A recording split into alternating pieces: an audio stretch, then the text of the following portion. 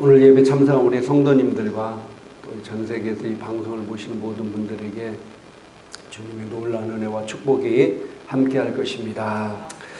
자, 우리가 살면서 중요한 것이 뭐냐면은 우리가 이 땅에서 우리의 삶의 기준이 뭔가. 옛날에 농사 지으실 때 소로 이제 쟁기를 갈잖아요. 근데 저도 쟁기를 갈아본 적이 있는데, 쟁기를 갈면은요, 쭉 나가는데 나중에 보면은 다 삐뚤삐뚤해요. 그래서 옛날 어른들은 쟁기를 갈 때 반듯하게 가는 방법을 알고 있었는데요. 그 밭 앞에 있는 가장 큰 나무를 기준으로 딱 세워서 그걸 바라보고 똑바로 가면은 모든 길들이 바로 쟁기질이 되는 것을 보게 되는데요. 우리도 인생도 그런 것 같습니다. 특별히 그리스도인들이 이 땅에 살 때 바른 기준이 없다면은, 바른 가치 기준이 없다고 하면은 우리 인생은 그 시대에 따라서, 그 상황에 따라서 다 삐딱삐딱하게 가게 될 것입니다. 그것은 하나님이 기뻐하는 삶이 아닌 것입니다. 우리 인생에 있어서 바른 기준이 있어야 되는데 그 기준이 뭘까요? 성경 시편 119편 105절에 보니까 우리 한번 같이 한번 읽어보겠습니다. 주의 말씀은 내 발의 등이요 내 길의 빛이니이다. 아멘. 주의 말씀이 뭐라고요? 내 발의 등이요 내 길의 빛이다. 지금은 워낙 시대가 발달되어 있어서 다 가로등들이 놓여서 밤에 길 다닐 때도 힘들지 않게 다닐 수 있는데, 옛날 제가 어렸을 때만 해도 가로등 그런 게 없었습니다. 그래서 아직도 기억나는 게, 옛날에 시골 교회에서 새벽송을 돌 때 교인 집을 찾아가야 되잖아요. 근데 그 밤늦은 새벽길 캄캄할 때 갈 때 다니다가 막 논두렁에 빠지고 그 추운 겨울에 발 다 적시고, 왜 그랬습니까? 가로등 빛이 없기 때문에 막 빠지는 거예요. 근데 오늘 말씀은 뭐라고요? 내 발에 뭐라고요? 등이라는 거예요, 등. 내가 어느 길로 갈지 못하고 앞에 뭐 돌이 있을지 물이 있을지 땅더리가 있을지 모르지만은 내 인생에 바른 길을 안내하는 게 바로 뭐라고요? 등인데 그것이 말씀이라는 거예요. 말씀이 내 인생을 갈 때 바른 길이 돼야 된다는 사실입니다. 어떤 말씀이요? 하나님의 말씀이에요. 그래서 우리가 잘 아는 마태복음 4장 4절에 같이 한번 읽겠습니다. 예수께서 대답하여 이르시되 기록되었으되 사람이 떡으로만 살 것이 아니요 하나님의 입으로부터 나오는 모든 말씀으로 살 것이니라 하였느니라 하시니. 아멘. 사람이 육신을 가지고 있기 때문에 떡도 먹어야 살지만은 떡으로만 살 것이 아니요 우리는 영적 존재이기 때문에 하나님의 입으로부터 오는 모든 말씀을 먹어야 산다는 겁니다. 말씀을 먹는다는 게 뭡니까? 먹어야 그 말씀이 내 몸에 살이 되고 피가 되듯이 그 말씀이 내 인생의 길이요 빛이 돼야 된다는 사실입니다. 그렇지 않고는 우리가 살 수가 없어요. 요한복음 14장 6절에도 같이 한번 읽겠습니다. 예수께서 이르시되 내가 곧 길이요 진리요 생명이니 나로 말미암지 않고는 아버지께로 올 자가 없느니라. 아멘. 예수께서 이르시되 내가 곧 길이요 진리요 생명이기 때문에 나로 말미암지 않고는 아버지께로 갈 자가 아무도 없다. 이 말씀이 아니고서는 천국에 갈 길이 전혀 없다는 것입니다. 그래서 우리가 내 인생의 가치 기준이, 내 인생에 정할 기준이 바로 뭐여야 된다고요? 하나님의 말씀이 돼야 된다는 거예요. 그래야만이 우리가 바르게 천국에 갈 수 있고 아버지께로 갈 수 있다는 사실입니다. 근데 우리가 이 세상을 살다 보면은 많은 가치관들과 부딪힙니다. 세상의 가치 기준이 있고, 제약된 세상에 수많은 사람이 주장하는 이론들도 있고 사상들이 있어요. 그것 가운데 우리 그리스도인들이 살 때 어떤 자세를 가지고 살아야 되겠냐.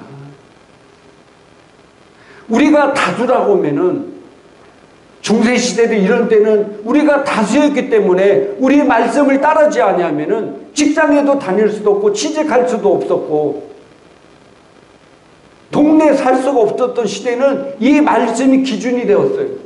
물론 그 당시에도 잘못된 말씀을 통해서 많은 부작용들이 일어났지만은 그때는 누가 대세였기 때문에요.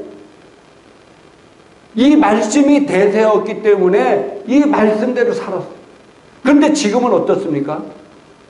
지금은 우리 그리스도인들이 소수의 소수. 그런데 세상 사람들은 우리 그리스도인들이 다수인 줄 알고 우리를 핍박해요. 그래서 우리가 수많은 다수의 사람들 속에서 내가 있을 때 어떤 대화를 나눌 때 그 다수에게 밀리는 것은 사실입니다. 잘못하면 그 다수로부터 왕따당할 수도 있고, 그 다수로부터 경멸의 대상이 될 수도 있고, 그 다수로부터 모욕의 대상이 될 수 있어요. 그럴 때 우리는 어떻게 해야 될까요? 침묵하고 그 다수가 하는 대로 방치를 해야 될까요? 내 인생의 기준이 하나님의 말씀이어야 되고, 내 인생의 가치관이 하나님 말씀인데 세상 가치 기준과 전혀 반대의 방향에 나타나는 어떤 일들을 바라볼 때 내가 어떻게 해를 해야 될까요? 마태복음에 너희는 세상의 빛이고 너희는 세상의 소금이다. 할렐루야. 너희는 세상의 빛이고 너희는 세상의 소금이라고 그랬어요. 교회에서만 신앙생활 잘하는 것이 아니라 우리가 세상에 나가서 빛과 소금의 역할을 감당해야 되는데, 우리가 그리스도인이 아닌 척 세상에 어떤 타락된 문화, 잘못된 것을 봐도 우리가 눈 감고 있을 때 어떻게 우리가 세상에서 빛의 역할을 감당하고 어떻게 우리가 세상에서 소금의 역할을 감당할 수 있겠습니까? 그렇다고 그들과 논쟁을 벌이고 그들과 싸우라는 말은 아닙니다. 그건 정말로 어리석은 일입니다. 논쟁을 벌이고 싸우는 일은 하나님이 기뻐하시는 일이 아니에요. 물론 우리가 불의에 대해서 대항해야 되고 불의에 대해서 얘기해야 되지만은 그것 때문에 서로 싸우고 욕하고 분열되고 나눠지는 것은 하나님이 기뻐하는 일이 아닙니다. 그래서 우리가 세상에서 뱀같이 지혜롭고 비둘기같이 순결하게 지혜롭게 잘해야 됩니다. 할렐루야. 근데 오늘날 많은 그리스도인들이 세상에서 주님을 부끄러워하고 주님이 자녀가 아닌 척 티를 내지 않아요. 그래서 성경 누가복음 9장 26절 한글 긴제 성경으로 옮겨놨는데 같이 한번 읽겠습니다. 나와 나의 말들을 부끄럽게 여기는 사람은 누구든지 인자가 자신과 아버지와 거룩한 선사들의 영광으로 올 때 그 사람을 부끄럽게 여기리라. 너희가 나를 부끄럽게 여기는 자는 내가 아버지와 천사들과 하나님의 영광으로 올 때 내가 너희들을 부끄럽게 여길 것이다. 얼마나 충격적인 말입니까? 주님이 우리 하나님의 자녀들을 만날 때 어서 와라 내 사랑하는 딸아 내 사랑하는 아들이라 막 환영하고 안하고 기쁘게 찬치해. 주님이 나를 부끄럽게 여긴다. 왜? 내가 주님을 부끄럽게 여겼기 때문입니다. 주님은 우리를 위해서 십자가에서 멸시당하고 모독을 당하고 조롱을 당하시면서까지도 우리를 뭐 했어요? 부끄럽게 여기지 아니하시고 우리를 사랑하셨어요. 그 모든 멸시, 모독, 조롱 이런 것들을 당하면서 주님은 우리를 위해서 십자가에서 묵묵히 죽으셨는데 우리가 그분을 부끄럽게 여기고 우리가 그분을 세상에서 아는 채 않는다고 하면은 주님이 얼마나 가슴이 아프겠어요. 주님이 얼마나 마음이 아프시겠냐 이거예요. 나는 너를 위해서 십자가에서 피 흘려 죽었건만 너는 나를 위해서 무엇을 하겠냐.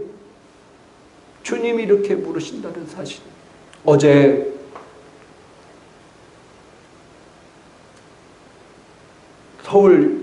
서울시청에서 동성애 퀘어 축제가 있었어요. 동성애자들이 모여서 집회하는 퀘어 축제가 있었어요. 제가 어제 정말 기도하는 마음으로 거기를 갔다 왔습니다. 한쪽에서는 수많은 그리스도인들과 동성애 차별금지법을 반대하는 사람들이 모여서 집회하고 있었고 한쪽에서는 퀴어 축제에 온 수많은 사람들이 거기 있었어요. 제가 이쪽 동성애 반대하는 그 집회에 있다가 도대체 이 사람들은 어떻게 하나 궁금해서 제가 퀴어 축제하는 곳에 갔어요. 근데 제가 너무 깜짝 놀란 게요. 제가 이쪽 기도해야 하는 쪽을 지나서 그 동성애자들이 모이는 데를 딱 들어갔는데요. 영적인 분위기가 확 달라진 걸 느꼈어요. 소름이 끼치더라고요. 서울시청 광장 하나는 도로변이고 하나는 잔디밭에서 앉아서 편하게 퀴어 축제를 하고 있는데 거기를 딱 들어갔는데 영적인 분위기가 확 달라지는 거예요. 가니까 우리나라에 많은 젊은 여자애들, 남자애들 있었고 특이한 것은요. 외국 애들이 그렇게 많이 와 있더라 거기. 외국 애들이. 우리가 지금 이런 현실 속에서 우리가 동성애자들을 비난하고 우리가 동성애자들에 대해서 욕하라고 그런 건 아닙니다. 지금 한국 문화도 이제 엄청나게 많이 바뀌어가고 있어요. 이럴 때 우리 그리스도인들은 어떤 자세로 세상을 살아야 되나. 내 친구가 동성애자가 있을 수도 있고 우리 주변에 그런 사람이 있을 수도 있고 심지어는 내 자녀가 그런 사람이 있을 수 있어요. 그럴 때 내가 어떻게 해야 되나.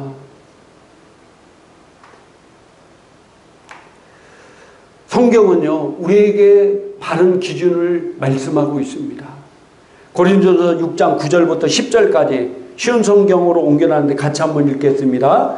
여러분은 불의한 자들이 하나님 나라를 기업으로 상속받지 못한다는 사실을 알지 못하십니까? 속지 마십시오. 음행하는 사람이나 우상 숭배하는 사람이나 간음하는 사람이나 남자로서 몸을 파는 사람이나 동성 연애를 하는 사람이나 도둑질하는 사람이나 탐욕이 가득한 사람이나 술에 젖어 사는 사람이나 모함하는 사람이나 약탈하는 자들은 하나님의 나라를 기업으로 상속받지 못할 것입니다. 아멘.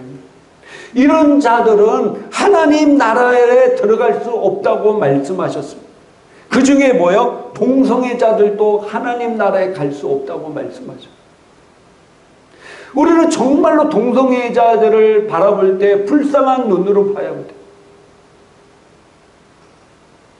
이들이 여기서 끊고 회개하고 돌아오지 아니하면은 하나님 나라를 갈 수 없다는 거예요. 지옥에 간다는 거예요. 지옥의 심판이 얼마나 끔찍하고 얼마나 무서운지를 여러분이 안다고 하면은 이들을 대하는 우리 마음의 태도가 달라질 것입니다. 이들도 구원받을 영혼이고 하나님의 자녀들이에요. 이들이 죄악의 길로 가고 있을 때 우리가 그들을 위해서 어떻게 해야 되겠냐? 그들을 위해서 방치하고 그들을 동조하고, 이건 그리스도인의 태도가 아닌 것입니다. 어제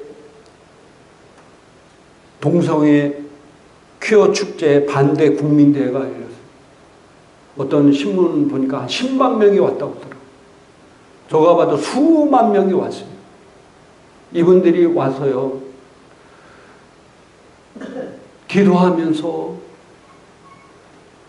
외치면서 하는데 정말 눈물 나더라고요.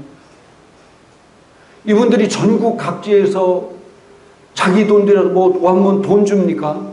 자기 시간 내서 그 멀리 그 떼약볕에, 나중에 비가 엄청나게 많이 왔어요. 어제 그 떼약볕에 앉아서 불편하게 힘들게 앉아서 하나님의 나라를 위해서, 이 나라 민족을 위해서 간절히 기도합니다.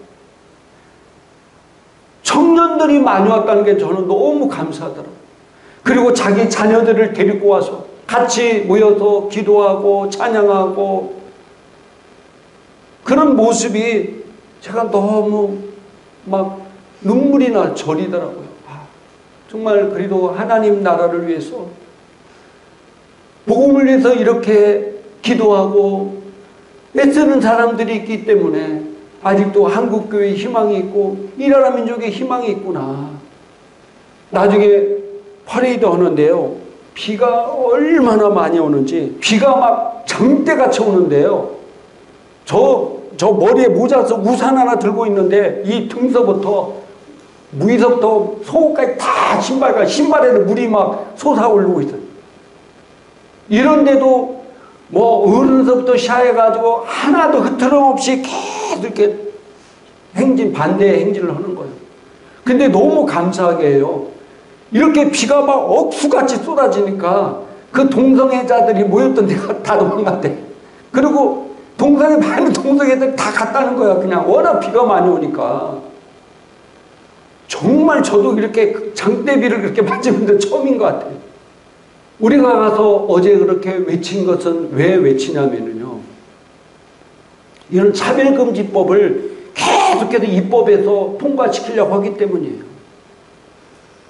이게 뭐가 무서우냐면요, 차별금지법이 통과되면요, 제가 여러분 앞에서 이런 설교를 할 수가 없어요. 민주주의 제 가장 기본이 뭡니까? 표현의 자유와 언론의 자유. 표현의 자유, 언론의 자유예요.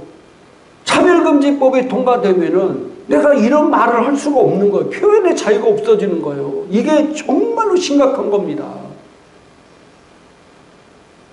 여러분 아무렇게 생각할 게 아니라니까요. 그래서 그 많은 사람들이 반대하고 있다는 것을 보여야만이 국회의원들을 표로 먹고 살잖아요. 서울시장도 보고 있을 거 아니에요. 아, 한국교회가 이렇게 반대하고 있구나.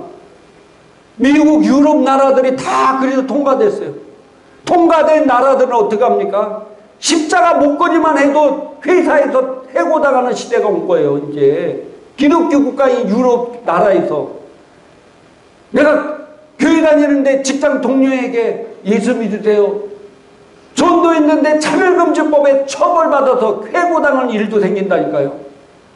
내가 기독교인으로서 케이크를 만드는데 동성애자들이 와서 내 케이크도 만들어주세요. 그럼 나 안 만들어. 내가 팔 수 있고 안 팔 수는 내 자유잖아요. 그런데 처벌받잖아요. 1억이 넘는 벌금이나 벌금. 물론 그게 뭐 20인가까지 가가지고 무죄 판결 났지만은 사람들이 그래. 무죄 판결 났지 않냐? 여러분들 한번 재판 과정을 참석하고 재판 불려가고 판사인데 이게 얼마나 사람에게 고통스러운 줄 아십니까? 그렇게 만드는 거예요. 그러면서 다른 사람에게는 그럼 너도 그렇게 재판받을 수 있어. 이렇게 좀 협박하게 되는 거라니까요. 또 많은 그리스도인들이 이렇게 얘기해요. 아니 아까도 얘기했지만은 하나님 나라를 유업으로 받지 못한다는 제목이 엄청나게 많은데 왜 한국교회가 유독 왜 차별금지법 동성애만 반대하냐 이렇게 얘기하는 그리스도인들도 많이 있다니까요. 아니, 다른 제목도 많은데 왜 교회가 그런 제목들은 얘기 안 하고 왜 차별금지법 동성애만 왜 유독 그렇게만 앞장서서 얘기하느냐. 왜 그래요? 내가 간음은 잘못했다고 얘기하더라도 처벌 안 받잖아요. 근데 걔들은 동성애는 죄라고 얘기하면 처벌받는 법을 만들기 때문에 반대하는 거예요. 더 표현의 자유, 언론의 자유, 신앙의 자유를 겁박하기 때문에 반대하는 거잖아요. 왜 반대하겠어요?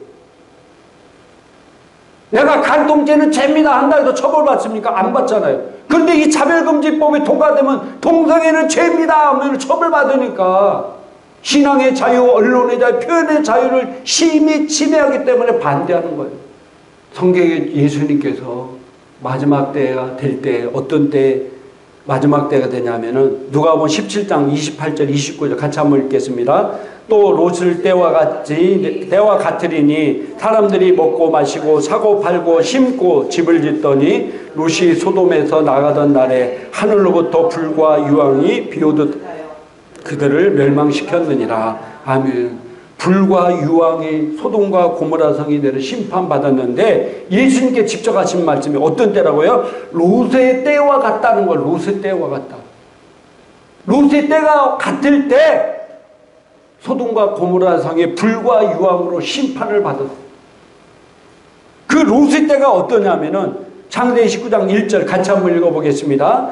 밤이 되자 두 천사가 소돔에 찾아왔습니다. 롯은 소돔 성문 가까이에 앉아 있다가 그들을 보고 자리에서 일어나 그들에게 다가가 땅에 엎드려 절을 했습니다. 그들이 잠자리에 들기 전 소돔 성의 온 마을에서 남자들이 몰려와 롯의 집을 에워쌌습니다. 그 가운데는 젊은이도 있었고 노인도 있었습니다. 그들이 롯에게 소리쳤습니다. 오늘 밤 너에게 온 사람들이 어디 있느냐? 그들을 우리에게 끌어내라. 그들을 욕보여야겠다. 아멘. 소돔성의 남자들이 와서 천사 2명이 롯인데 남자 모습으로 온 거예요. 천사들이. 그러니까 동네 젊은이나 노인들이 와가지고 그 사람들 우리에게 내라. 뭐라고요? 그들을 우리가 욕보이겠다는 거예요. 성적으로 어떻게 하겠다는 거예요.